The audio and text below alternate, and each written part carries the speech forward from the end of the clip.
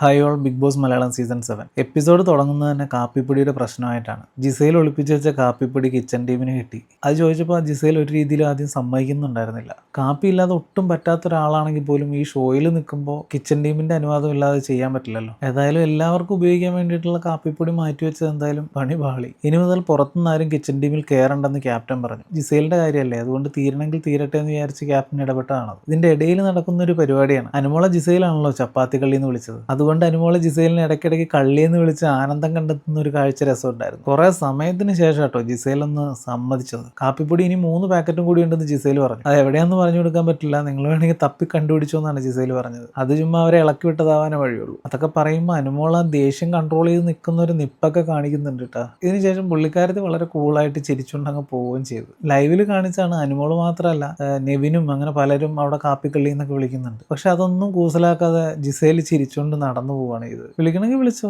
അതിനെന്താ എന്ന മട്ടാണ് ജിസേലിന്. അതിനുശേഷം ഒനിയിൽ പേഴ്സണൽ ഗ്രഡ്ജ് വെച്ചിട്ടാണ് റെനയുടെ അടുത്ത് പെരുമാറുന്നതെന്ന് അപ്പാനി അക്ബറും കൂടെ സംസാരിക്കുന്നതായിട്ട് കാണിച്ചു. ആദ്യമേ കാപ്പിപ്പൊടി പ്രശ്നമായിരുന്നെങ്കിൽ ഇനി ബ്രേക്ക്ഫാസ്റ്റിന്റെ പ്രശ്നമാണ്. സംഭവം ബ്രേക്ക്ഫാസ്റ്റ് ലേറ്റ് ആയി പോയി. 6 പേരുണ്ടായിട്ടും സമയത്തിന് ഫുഡ് ഉണ്ടാക്കാൻ പറ്റുന്നില്ല എന്നുള്ളതാണ് പരാതി. അത് കുറച്ച് സീനാണ്. കാരണം മെഡിസിൻ ഒക്കെ ഉപയോഗിക്കുന്നവർക്ക് അതൊരു ബുദ്ധിമുട്ടാവും. അതെങ്ങനെയാ ഈ വഴക്കൊക്കെ കഴിഞ്ഞിട്ട് കുക്ക് ചെയ്യാൻ സമയം വേണ്ടേ അല്ലേ? അനു ഒരു കാര്യം അക്സെപ്റ്റ് ചെയ്യില്ല കേട്ടോ. അനു പറയുന്നത് എങ്ങനെയാണ്, ഭക്ഷണം കിട്ടും, ക്ഷമ വേണം, വെയിറ്റ് ചെയ്യണം എന്നൊക്കെ. 12 മണിയായി, ഇതിൽ കൂടുതൽ ഇനി എന്നാ ക്ഷമിക്കാനാ? ഷാനവാസിനോടൊക്കെ സെറ്റിൽ ഫുഡ് കിട്ടാതിരുന്നിട്ടില്ലേ, വിശന്നിരുന്നിട്ടില്ലേ, അങ്ങനെയുള്ള കാര്യങ്ങളൊക്കെയാണ്.